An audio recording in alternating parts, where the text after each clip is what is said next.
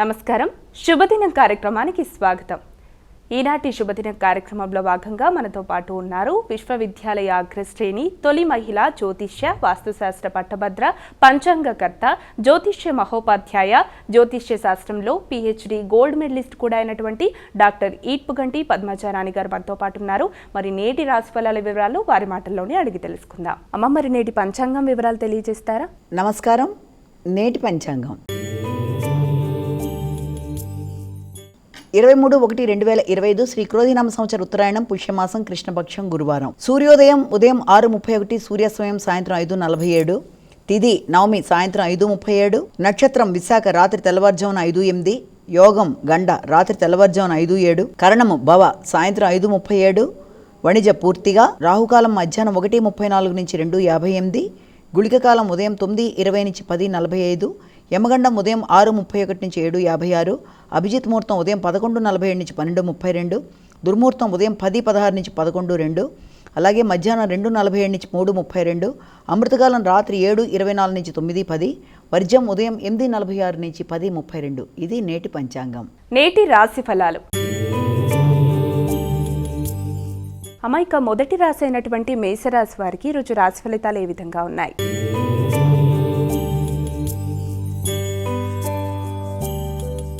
మేషరాశిలోకి వచ్చిన నక్షత్రాలు అశ్విని, భరణి, కృత్తిక 1వ పాదం. మేషరాశి వాళ్ళకి ఈ రోజున మనసులోని కోరికలు నెరవేరుతాయి. ఈ విషయంలో మీకు జీవిత భాగస్వామితో పాటు సంఘంలో గుర్తింపు గౌరవం కలిగిన వ్యక్తుల యొక్క సహకారం కూడా తోడ్పడుతుంది. రిసార్ట్స్ మొదలైన ప్రదేశాలకి వెళ్ళడానికి మీరు చేసే ప్రయత్నాలు చాలా వరకు అనుకూలంగా ఉంటాయి. అంటే ఇష్టమైన ప్రదేశాలకి వెళ్ళడానికి కుటుంబ సభ్యులతో చక్కటి ప్రణాళికని సిద్ధం చేసుకుంటూ ముందుకు పెడతారు. అలాగే ఆరోగ్యపరమైన విషయాల్లోనూ ఆర్థికపరమైన విషయాల్లోనూ చాలా వరకు మీకు అనుకూలంగా ఉంటూ ముందుకు వెళ్ళడానికి ఆస్కారం ఉన్న రోజుగా భావించవచ్చు. వృషభ రాశి.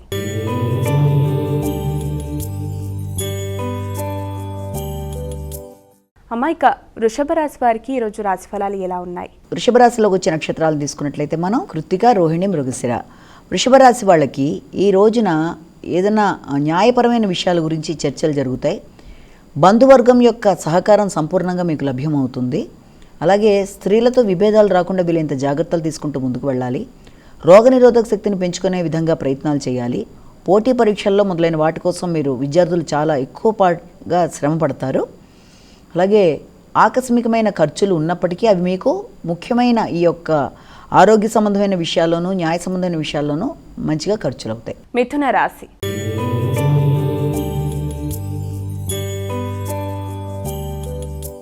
మైక తదుపరి రాశి అయినటువంటి మిథున రాశి వారికి ఈరోజు ఎలా ఉంది? మిథున రాశిలో వచ్చే నక్షత్రాలు తీసుకున్నట్లయితే మనం మృగశిర, ఆరుద్ర, పునర్వసు 3వ పాదం. వీరికి సంతానానికి అభివృద్ధి పరంగా ఉంటుంది. ఇంతకుముందు పెట్టిన పెట్టుబడుల మీద విషయాల్లో ఆర్థికపరమైన విషయాలు మీకు అనుకూలంగా ఉంటాయి. దూర ప్రదేశాల నుంచి ఇష్టపడిన విషయాలని మీరు వినడం, ఎదురు చూస్తున్న శుభవార్తల్ని మీరు అందుకోవడం మొదలైన వాటికి ఆస్కారం ఉన్న రోజుగా మనం భావించవచ్చు.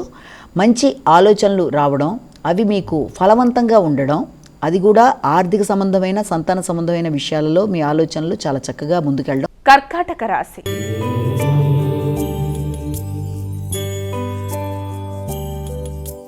అమ్మాయిక కర్కాటక రాశి వారికి ఈరోజు ఎలా ఉంది? కర్కాటక రాశిలోకి వచ్చే నక్షత్రాలు తీసుకున్నట్లయితే మనం ఈ యొక్క పునర్వసు, పుష్యమి, ఆశ్లేష. కర్కాటక రాశి వాళ్ళకి కుటుంబ వ్యవహారాలు చాలా వరకు అనుకూలంగా ఉంటాయి. ముఖ్యంగా కుటుంబ వ్యక్తులతో ఘర్షణ రాకుండా మాత్రం నిర్ణయాలు తీసుకోవాలి. అందరూ కలిపి ఒకే విధంగా ఆలోచించడం అనేది కష్టమే అయినప్పటికీ ఎవరి అభిప్రాయాలు వాళ్ళవిలా కాకుండా కనీసం ఘర్షణ లేకుండా ఒక ముఖ్యమైన నిర్ణయం తీసుకుంటూ ముందుకు వెళ్ళడానికి ఈ రోజున చాలా గట్టిగా ప్రయత్నం అనేది చేస్తారు. నూతన గృహ నిర్మాణం కొరకు చేసే ప్రయత్నాలు చాలా అధికంగా ఉంటాయి. సింహరాశి.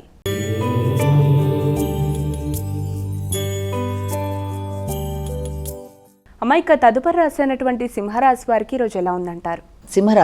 సింహరాశిలోకి వచ్చిన నక్షత్రాలు తీసుకున్నట్లయితే మనం మఖ, పుబ్బ, ఉత్తర. సింహరాశి వాళ్ళకి ఈ రోజున దూర ప్రదేశాలకి వెళ్ళడానికి ప్రయత్నాలు ఎక్కువ చేస్తారు. ఆధ్యాత్మిక వ్యక్తుల్ని కలుస్తారు, వారి ఆశీస్సులు తీసుకుంటారు, పుణ్యబలం పెంచుకుంటారు. అలాగే ఆర్థిక అంశాలు మీకు అనుకూలంగా ఉంటాయి. మిత్రుల కొరకు ఎక్కువ భాగం ధనాన్ని ఖర్చు పెడతారు. అందరితో కలిపి ఈ రోజున చక్కగా గడుపుతూ మీ యొక్క ఆలోచనలకు అనుగుణంగా ధైర్యంగా నిర్ణయాలు తీసుకుంటూ ముందుకెడతారు. కన్యా రాశి.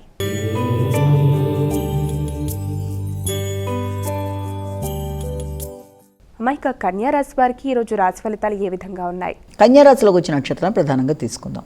కన్యారాశిలోకి వచ్చే నక్షత్రాలు మనకి ఉత్తర, హస్త, చిత్త. అయితే ఈ కన్యారాశి వాళ్ళకి ఈ రోజున ఆరోగ్య సంబంధమైన విషయాల్లో ఎక్కువ శ్రద్ధ తీసుకోవాలి. ఆకస్మికమైన నిర్ణయాల వల్ల కొన్ని సందర్భాల్లో మీరు ఎదురు చూస్తున్న సమాచారం కన్నా ఎక్కువ మీ యొక్క ఆలోచనలతో ఆ వచ్చిన సమాచారాన్ని ఎక్కువ ఘర్షణాత్మకంగా స్వీకరించే అవకాశాలు లాంటివి ఉన్నాయి. అంటే మీరు ఎదురు చూస్తున్నట్టుగానే సమాచారాలు వచ్చే అవకాశం అనేది కాకుండా కొంత సామాన్యమైన ఫలితాలు అనేవి మీరు అందుకుంటారు ఈ రోజున. అలాగే ప్రయాణాల విషయంలో నూతన వ్యక్తుల పరిచయాలలో కానీ లేకపోతే మోసానికి గురి కాకుండా వీళ్ళంత జాగ్రత్తలు తీసుకుంటూ ముందుకు వెళ్ళాలి. ఆరోగ్య సంబంధంగా కొంత ఎక్కువ కాన్సన్ట్రేట్ చేయాలి. ఆహార స్వీకరణ విషయంలో కూడా కొత్త ప్రదేశాల్లో ఆహారం తీసుకునేటప్పుడు జాగ్రత్తలు తీసుకుంటూ ముందుకు వెళ్ళినట్లయితే అన్ని విధాలా అనుకూలంగా ఉంటుంది, ఆర్థిక సంబంధమైన విషయాలతో సహా కలిపి. తులారాశి.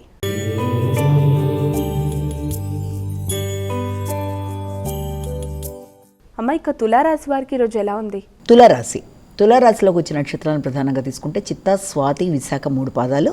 తులారాశి వాళ్ళకి ఈ రోజున సంఘంలో ఉన్నత స్థాయిలో ఉండే వ్యక్తులని, అలాగే రాజకీయ నాయకులతో సంప్రదింపులు, జీవిత భాగస్వామితో కలిసి వారితో చర్చించి మీ యొక్క సంస్థల అభివృద్ధి కొరకు మీరు కృషి చేయడానికి కొరకు ఎక్కువ ప్రయత్నాలు చేస్తారు. దూర ప్రదేశాలు చూడడానికి ఎక్కువ ఆసక్తిని కనబరుస్తారు. మీరు వృత్తి చేస్తున్న ప్రదేశాల్లో మీ యొక్క అవసరం చాలా ఎక్కువగా ఉండడం వల్ల మీ ఫోకస్ అంతా ఎక్కువ దాని మీదే మీకు ఉండడం అనేది, దానివల్ల కుటుంబం కన్నా కూడా ఎక్కువ వృత్తి మీద ఎక్కువ కాన్సన్ట్రేషన్ అనేది అధికంగా ఉండడం మొదలైన వాటికి ఆస్కారం ఉంది. అయినప్పటికీ దానికి తగిన గుర్తింపు, గౌరవం పొందడం, సంఘంలో దానికి సంబంధించిన అవార్డ్స్, రివార్డ్స్ లాంటివి పొందడం మొదలైన వాటికి ఆస్కారం ఉన్న రోజుగా భావించవచ్చు. వృశ్చిక రాశి.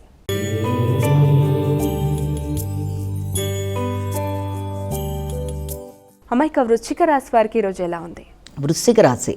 ఈ వృశ్చిక రాశి వాళ్ళ విషయం తీసుకునేటప్పటికీ మనకి ఈ వృశ్చికం వాళ్ళకి ఈ రోజున ముఖ్యమైన విషయాలు, అంటే వృశ్చికం అంటే మనకి విశాఖ, అనురాధ, జ్యేష్ఠ.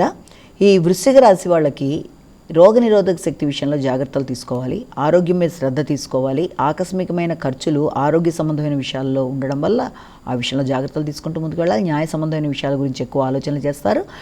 మీ యొక్క వ్యక్తిగత ఆదాయం విషయం, అంటే మీకు ఆదాయంతో పాటుగా మీకు రావాల్సిన వారసత్వ ఆస్తుల గురించి కూడా మీరు ఎక్కువ ఫోకస్ చేయడం, దానికి సంబంధించిన చర్చలు కుటుంబ సభ్యులతో కానీ లేకపోతే బంధువర్గంతో కానీ చర్చించడం మొదలైన వాటికి ఈ రోజును కేటాయించడం వల్ల కొంత ఘర్షణాత్మకమైన వాతావరణం ఉన్నప్పటికీ దాన్ని అధిగమించే ప్రయత్నాలు అయితే మీరు చేయాలి. ప్రశాంతంగా నిర్ణయాలు తీసుకోవాలి. తొందరపాటు నిర్ణయాలు తగవు. ఎవరితో ఘర్షణ రాకుండా జాగ్రత్త పడాలి. ధనస్సు రాశి.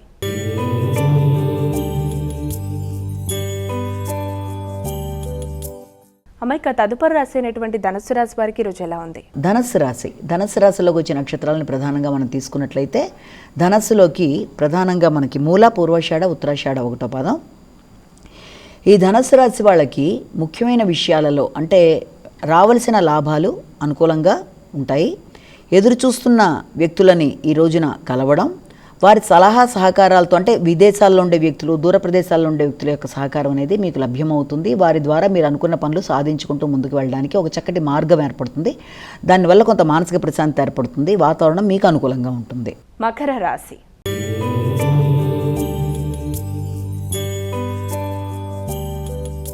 అమ్మ, ఇక మకర రాశి వారికి ఈరోజు రాశి ఫలితాలు ఏ విధంగా ఉన్నాయి? వీరు ఎటువంటి జాగ్రత్తలు పాటిస్తే మంచిదంటారు? ఇక మకర రాశిలో వచ్చిన నక్షత్రాలు మనం తీసుకున్నట్లయితే ఉత్తరాషాఢ, శ్రవణం, ధనిష్ట. మకర రాశి వాళ్ళకి ఈ రోజున వృత్తిపరమైన విషయాల్లో అభివృద్ధికరంగా ఉంటుంది. నూతన నిర్ణయాలు తీసుకుంటారు. శ్రమ అధికంగా ఉన్నప్పటికీ, బాధ్యతలు అధికంగా ఉన్నప్పటికీ, గౌరవం లభించినప్పటికీ ఆదాయపరమైన విషయాల్లో మీకు కొంత అసంతృప్తి అనేది ఉంటుంది. దాన్ని అధిగమించే ప్రయత్నాలు అయితే చేయాలి. జీవిత భాగస్వామితో కలిసి మీ యొక్క సమస్యల్ని చర్చించుకోవడం, తగిన విధంగా వారి దగ్గర నుంచి నిర్ణయాలు తీసుకోవడం, వారి సలహా సహకారంతో మీరు కొత్త పద్ధతుల్లోకి వెళ్ళడం, అంటే చేద్దామనుకుంటున్న కార్యక్రమాలు ఏదైనా ఒక గృహ నిర్మాణ విషయంలో కానీ లేకపోతే ఒక వాహన కొనుగోలు విషయంలో కానీ జీవిత భాగస్వామితో చర్చించి వారి యొక్క సలహా సహకారంతో ముందుకెళ్ళడానికి ప్రయత్నాలు చేస్తారు. కుంభరాశి.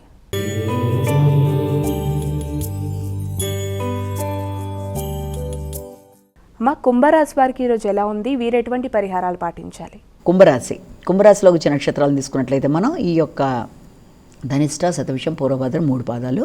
వీరికి ఈ రోజున వ్యక్తిగతంగా ధైర్య సాహసాలు పెరుగుతాయి, నిర్ణయ సామర్థ్యం పెరుగుతుంది, ప్రశాంతత అనేది ఏర్పడుతుంది.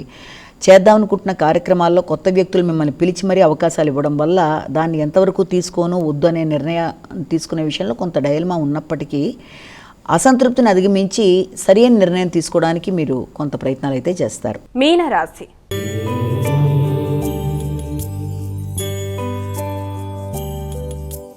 అమ్మాయిక చివరి రాశి అయినటువంటి మీనరాశి వారికి ఈరోజు రాశి ఫలితాలు ఏ విధంగా ఉన్నాయి? మీనరాశిలోకి వచ్చే నక్షత్రాలను ప్రధానంగా మనం తీసుకున్నట్లయితే మీనరాశిలో మనకి ప్రధానంగా ఉన్నది ఈ యొక్క పూర్వభద్ర, ఉత్తరభద్ర, రేవతి. వీళ్ళకి ఈ రోజున కుటుంబ వ్యక్తులతో ఘర్షణ రాకుండా జాగ్రత్త పడాలి.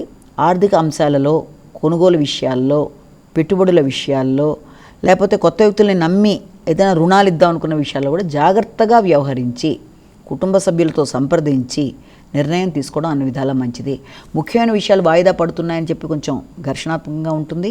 ఆహారం, ముఖ్య విషయాలు, ఆరోగ్యం మొదలైన విషయాల మీద ఒక కన్ను పెట్టినా మొత్తానికి ఏం చేసినా జాగ్రత్తగా ఆలోచించి నిర్ణయం తీసుకుని ముందుకెళ్ళాలి. తొందరపాటు నిర్ణయాలు తాగవు. అమ్మాయిక ద్వాదశ రాశుల వారందరూ కూడా పాటించడానికి వీలుగా ఉన్నటువంటి పరిహారం ఏదైనా తెలియజేస్తారా? ద్వాదశ రాశుల వారికి పరిహారం విషయం కనుక మనం వాళ్ళు తీసుకున్నట్లయితే ముఖ్యంగా 12 రాసుల వారికి కూడా ప్రతిరోజులాగే తమ తమ వ్యక్తిగత దైవాన్ని ప్రార్థించుకోవడంతో రోజును ప్రారంభిస్తారు. అది చాలా మంచిది. కొందరు దాన్నే కంటిన్యూ చేస్తారు. ఒకవేళ అలా చేసినా మంచిదే.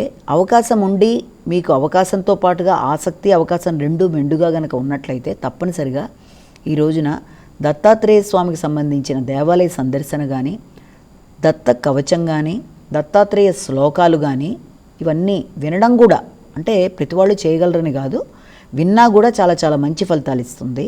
జ్ఞానానికి కూడా అభివృద్ధికరంగా ఉంటుంది, అన్ని విధాలా అనుకూలంగా ఉంటుంది. అవి కూడా చేయడం కష్టమైనట్లయితే, అంటే వినడానికి కూడా అవకాశం లేదు, మేము అది చేయడం కూడా కష్టమే అనుకుంటే అట్లీస్ట్ శ్రీదత్త శరణమమ అనే శ్లోకాన్ని పఠించడం వల్ల చాలా మంచి ఫలితం ఉంటుంది. అంటే కనీసం ఒక గంట పాటు ఉదయం 5 to 6 మధ్య, లేకపోతే సాయంత్రం 6 to 7 మధ్య ఒక గంట పాటు శ్రీదత్త శరణమమ అనే శ్లోకాన్ని పఠించడం వల్ల అన్ని విధాల అనుకూలత అనేది ఏర్పడుతుంది. నేటి విశిష్టత. నేటి వైశిష్యంలో భాగంగా ఈ రోజున మనం ఒక చక్కటి కథ లాంటి దాన్ని చెప్పుకుందాం. అదేంటంటే ఆపర్చునిటీస్, అంటే అవకాశాలు అనేవి వచ్చినప్పుడు వాటిని ఎలా సద్వినియోగపరుచుకోవాలి అన్న విషయంలో చాలా రకాలుగా వ్యక్తులు పైన కింద అయిపోతూ ఉంటారు. అంటే మనం అనుకున్నప్పుడల్లా అవకాశాలు రావు. ఆ వచ్చిన అవకాశాన్ని మనం ఎలా సద్వినియోగపరుచుకుంటే మనం సక్సెస్ సాధిస్తామన్నది చాలా ముఖ్యమైన విషయం.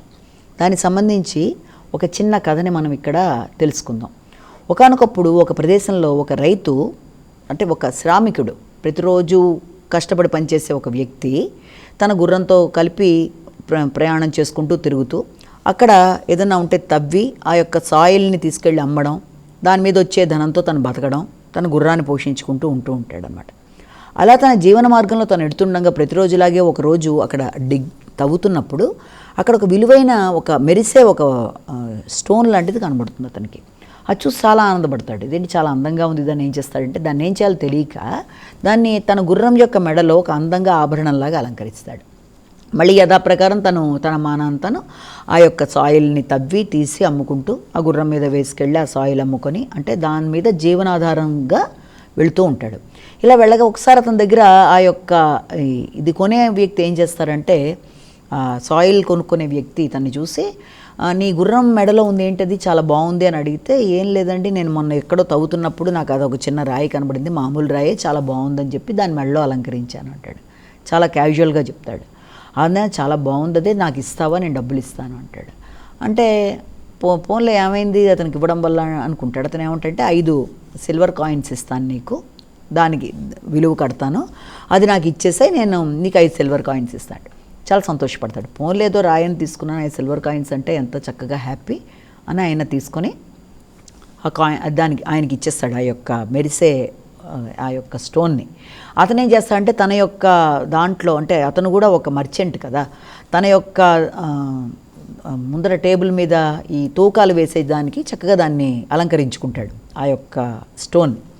అదిలా అలంకరించుకుంటే సరే కొన్నాళ్ళు పోయిన తర్వాత రోజు వచ్చి వెళ్ళే వాళ్ళల్లో అక్కడ ఒక జ్యువెలరీ అతను కూడా వస్తాడు. అంటే ఒక రత్నాలకు సంబంధించిన ఒక వ్యక్తి వచ్చి ఆ వ్యాపారవేత్త ఏం చేస్తాడంటే చూసి చాలా బాబు ఇదేంటి చాలా కాస్ట్లీది ఇదేంటి ఇతను ఇలా కట్టుకున్నాడు, ఇది చాలా బాగుంది, ఎలాగైనా సరే ఇతని దగ్గర నేను తీసుకోవాలనుకొని నాకు అది అమ్ముతావా అని అడుగుతాడు. అడిగితే అతను అంటాడు, ఇది నేను కొనుక్కున్నాను, ఏదో ఒక అతను రోడ్డు మీద పెడుతూ నాకు అమ్మాడు, అది నాకు 5 కాయిన్స్ కొనుక్కున్నాను కదా, నాకు మీరు 10 సిల్వర్ కాయిన్స్ ఇస్తే నేను ఇస్తాను అంటాడు. అంటే అతను ఏం చేస్తాడంటే అలా కాదు 7 సిల్వర్ కాయిన్స్ అయితేనే నేను ఇస్తాను బేరం ఆడడం మొదలు పెడతాడు. నేను అలా ఇవ్వను, మీరు 10 సిల్వర్ కాయిన్స్ ఇస్తేనే నేను ఇస్తానంటాడు. అంటే సరే ఇదంతా ఎందుకని సరేలే మళ్ళీ రేపు వచ్చి మళ్ళీ బార్గెయిన్ చేద్దాం, అదే మనం రేపు పొద్దున బేరం ఆడదాం, దీనికి 7 కాయిన్స్ కంటే నేను ఇవ్వనని చెప్పి వెళ్ళిపోతాడు. ఈ లోపల అదే రోజు సాయంత్రం ఇంకొక జ్యువెలరీ అతను అంటే ఇంకొక రత్న శాస్త్రానికి సంబంధించి దాని యొక్క విలువ తెలిసిన ఇంకొక వ్యక్తి వస్తాడు అక్కడికి. అనుకోకుండా ఆ మర్చెంట్ దగ్గరికి వచ్చి ఇది చాలా బాగుంది, చాలా చక్కగా ఉంది, ఇది చాలా విలువైంది, ఇక్కడ ఉందేంటి ఇది అనుకుని నాకు అది ఇస్తావా అని అడుగుతాడు. అంటే పొద్దున్న అతనికి చెప్పినట్టుగానే ఇతనికి కూడా 10 కాయిన్స్ సిల్వర్ కాయిన్స్కి ఇస్తే నేను ఇస్తా అంటాడు. వెంటనే అతను 10 సిల్వర్ కాయిన్స్ ఇచ్చేస్తాడు, అది అతను తీసుకుని వెళ్ళిపోతాడు. మర్నాడు ఏమవుతుంది, మళ్ళీ ముందర రోజు వెళ్ళిపోయిన అతను ఉన్నాడు కదా బేరం ఆడి, మర్నాడు 7 కాయిన్స్కి అడిగిన అతను మళ్ళీ మర్నాడు వచ్చి అది కనబడదు, అక్కడ ఆ యొక్క స్టోన్ కనబడదు. అదేంటి నిన్న కనబడింది వాళ్ళు కనబడలేదని, ఏది అది ఏమైందని అడిగితే అది నేను అమ్మేశాను, 10 సిల్వర్ కాయిన్స్ వచ్చాయి నాకు అంటాడు. అదేంటి పిచ్చివాడువాను మూర్ఖుడువా, అది ఎన్ని వేల బంగారు కాయిన్స్ ఇచ్చినా కూడా తక్కువే, దాని అంత ఖరీదైంది, అది అంత ఖరీదైన దాన్ని నువ్వు 10 సిల్వర్ కాయిన్స్కి ఇచ్చేసావా, పిచ్చివాడు కాకపోతే నిన్ను ఏమనుకోవాలి అంటే అప్పుడు అక్కడ ఉండే ఆ వ్యాపారవేత్త అదే ఈ యొక్క 5 కాయిన్స్ కొనుక్కున్నాడు కదా అతనే కదా అమ్మింది, అతను ఒక నిమిషం ఆలోచనలో పడి బాధపడి తర్వాత మళ్ళీ మామూలయ్యి, సరే నేనంటే ఫూల్నే అంటున్నారు నన్ను, నాకు విషయం అర్థం కావట్లేదు, మరి అంత ఖరీదైన దాన్ని 10 కాయిన్స్ అని నేను అడుగుతుంటే సిల్వర్ కాయిన్స్ అని 7 కాయిన్స్కి మరి మీరు అంతసేపు బేరాలు ఆడారు కదా, మరి మీరు ఇప్పుడు ఎవరండి మన ఇద్దరిలో ఫూలు, ఎవరిని అనుకోవాల్సి వస్తుంది ఇది ఇలాగా అని చెప్పి అతను ఆశ్చర్యపోతాడు. వెంటనే తను తన్ని తాను తిట్టుకుంటూ ఈ 10 కాయిన్స్ నేను నిన్ననే ఇచ్చుంటే బాగుండేది, 7 కాయిన్స్కి అనవసరంగా బేరం ఆడుకున్నాను, వచ్చిన అవకాశాన్ని పోగొట్టుకున్నాను, ఎన్నో వేల బంగారు కాయిన్స్ విలువ చేసేదాన్ని పోగొట్టుకున్నాను నేను బాధపడుతూ తాను తిట్టుకుంటూ ఆ అవకాశాన్ని పోగొట్టుకున్నానని ఏడ్చుకుంటూ మొత్తానికి అతను జ్యువెలరీ సంబంధించిన అతను వెళ్ళిపోతాడు బయటికి. ఇక్కడ మనం తెలుసుకోవాల్సిన విషయం ఏంటంటే దీన్ని బట్టి మనకి ఒక 3 పాఠాలు అర్థమవుతాయి ఈ యొక్క కథ ద్వారా. మొదటిది ఏంటంటే మనం చాలాసార్లు చాలా అవకాశాలు వస్తుంటాయి మనకి, మనం దాన్ని సరిగ్గా రికగ్నైజ్ చెయ్యం, దాని యొక్క విలువ మనకి చాలాసార్లు అర్థం కాదు. అది రిలేషన్షిప్లో కావచ్చు, లేకపోతే వృత్తిలో కావచ్చు, చాలాసార్లు అవకాశాలు వచ్చినప్పుడు మనం దాన్ని ఐడెంటిఫై చేయలేక కోల్పోతూ ఉంటాం. అంటే అది హెసిటేషన్ వల్ల కావచ్చు, చేద్దామా వద్దా అనే అనుమానం వల్ల కావచ్చు, చాలాసార్లు ఆ విలువను మనం గుర్తించలేక కోల్పోవడం అనేది జరుగుతుంది. దానివల్ల జీవితంలో ఇప్పుడు మొదటి మర్చెంట్ ఏం చేశాడు, సర్లే ఇవాళ వచ్చాను, ఇది 7 కాయిన్స్ అడిగితే ఇస్తాడు కదా, ఇలా అనుకోవడం వల్ల కూడా అతను వచ్చిన అవకాశాన్ని పోగొట్టేసుకున్నాడు. కాబట్టి ఆ వచ్చిన దాని యొక్క విలువను మనం గుర్తించిన వాళ్ళమైతే తప్పనిసరిగా రికగ్నైజ్ చేసి దాన్ని చేజేతులారా దాని విలువ మనకు తెలిసినట్లయితే పోగొట్టుకోకుండా మనం జాగ్రత్త పడడం అనేది మొదటి పాయింట్. ఇక రెండో లెసన్ ఏంటంటే ప్రతి విషయంలో కూడా మనం స్టబర్న్ నేచర్ చూపించకూడదు. అంటే మొండితనం చూపించి ఖచ్చితంగా మనం కొన్ని రూల్స్ అండ్ రెగ్యులేషన్స్ పెట్టి ఇంత అయితేనే ఈ పని చేస్తాం, ఇంత ఇస్తేనే మేము చేస్తాం అనుకున్నప్పుడు కూడా కొన్నిసార్లు అలా అనుకున్నప్పుడు కూడా ఆపర్చునిటీ మనకి దగ్గర నుంచి చేజారిపోవచ్చు. అంటే మనం అలా బార్గెయిన్ చేసి మనం అలా చేయడం బట్టి మొదటి అతను ఏం చేశాడు, వచ్చి బార్గెయిన్ చేశాడు, 7 వరహాలు అయితేనే నేను ఇస్తాను, నేను 10 అయితే నేను ఇవ్వను అనడం బట్టి ఏం జరిగింది, అది అలా ఆగిపోయింది. దానివల్ల అతని బదులు ఇంకో అతను వచ్చి అదే విషయాన్ని గుర్తించి రేటును గుర్తించి ఇవ్వడం జరిగింది. కాబట్టి రెండో అతను చేసిన దాని ప్రకారం ఏంటంటే విలువ తెలిసినప్పుడు మనం రూల్స్ అండ్ రెగ్యులేషన్స్ని కొంతైనా సడలించుకొని అదే టర్మ్స్ పెట్టుకోకుండా స్టబర్న్గా వ్యవహరించకుండా, అది రెండో లెసన్. అంటే ప్రతిదాన్ని కూడా మనం ఒకే దాని మీద అనేసుకొని పోగొట్టుకోకూడదు అన్నది రెండో రకంగా మనం అనుకుంటాం. మూడో లెసన్ ఏంటంటే ప్రతిదాన్ని మనం పోస్ట్ పోన్ చేయకూడదు. అంటే ఇవాళ వచ్చిన ఆపర్చునిటీ రేపటికి అది అలాగే ఉంటుందిలే, నేను రేపైనా వచ్చి కొనుక్కోవచ్చు అని చెప్పి అతను అనుకున్నాడు. రేపైనా వచ్చి అనుకున్న టైంకి అది ఇంకొకళ్ళు కూడా వచ్చి తీసుకెళ్ళిపోయారు కదా. కాలం చాలా విలువైంది, వెళ్ళిపోతూ ఉంటుంది. మనం అనుకున్నాం కదా అది రేపటిదాకా ఆగుతుంది అనుకోవడానికి లేదు. ఇంకా అంతకంటే ఎక్కువ డబ్బులు ఇచ్చి వచ్చి తీసుకెళ్ళిపోయే వాళ్ళు కనబడ్డారు కదా ఇప్పుడు ఈ యొక్క దాంట్లో. కాబట్టి ఆ వచ్చిన అవకాశాన్ని మనం డిలే చేయడం, పోస్ట్పోన్ చేయడం మొదలైన వాటి వల్ల వచ్చిన అవకాశాన్ని పోగొట్టుకుంటాము. ఆ యొక్క వస్తువుని మన దాకా రాకుండా మనకంటే ఎక్కువ ఇచ్చి తీసుకెళ్ళిపోయే వాళ్ళు కూడా ఉంటారు. కాబట్టి ఈ 3 లెసన్స్లో వ్యక్తికి హెజిటేషను, లేకపోతే పోస్ట్పోన్ చేయడం, లేకపోతే తర్వాత చూద్దాంలే అనుకుంటూ తర్వాత దాంతోపాటుగా బార్గెయిన్ చేసే విషయంలో రూల్స్ అండ్ రెగ్యులేషన్స్ గట్టిగా పెట్టుకొని ఇలా కాదని స్టబర్న్ అంటే మొండితనం, వాయిదా వేయడం, తర్వాత అనుమానంగా ఆగడం, ఇంకా ఉంటుందిలే అని ఎదురు చూడడం, ఇవన్నిటి వల్ల ఆపర్చునిటీస్ అనేవి, అవకాశాలు అనేవి మన కోసం ఎప్పుడు ఆగుతాయని అనుకో. కొన్నిసార్లు రావచ్చు, కొన్నిసార్లు రాకపోవచ్చు. వచ్చినప్పుడు దాన్ని తెలివైన వాళ్ళు క్యాచ్ చేసి దాని ప్రకారం ముందుకెళ్ళి సక్సెస్ అనేది జీవితంలో సాధిస్తారు. లేకపోతే ఏమవుతుందంటే వచ్చిన అవకాశం మళ్ళీ అదే వస్తుందని మనం అనుకోవడానికి లేదు. అందుకని అవకాశం వచ్చినప్పుడే దాన్ని జాగ్రత్తగా గుర్తించి దాని విలువని గ్రహించి దాన్ని పోగొట్టుకోకుండా వీలైనంత తొందరగా రెస్పాండ్ అయ్యి దాన్ని ఉపయోగించుకున్నప్పుడు వ్యక్తుల జీవితంలో ఏ విషయమైనా, అది విద్యలో కావచ్చు, ఉద్యోగంలో కావచ్చు, ఏ విషయంలో ఉన్నా సక్సెస్ అనేది సాధించడానికి వచ్చిన అవకాశాలు పోగొట్టుకోకుండా ముందుకెడితే అన్ని విధాల అనుకూలత ఏర్పడుతుందని అనే లెసన్స్ మనకి దీని ద్వారా మనం ఇక్కడ నేర్చుకున్నాం. నమస్కారం. మరి వీక్షించారుగా, ఇది ఇవాల్టి శుభదినం కార్యక్రమం. రేపటి కార్యక్రమంలో మళ్ళీ కలుద్దాం. అంతవరకు సెలవు. నమస్కారం.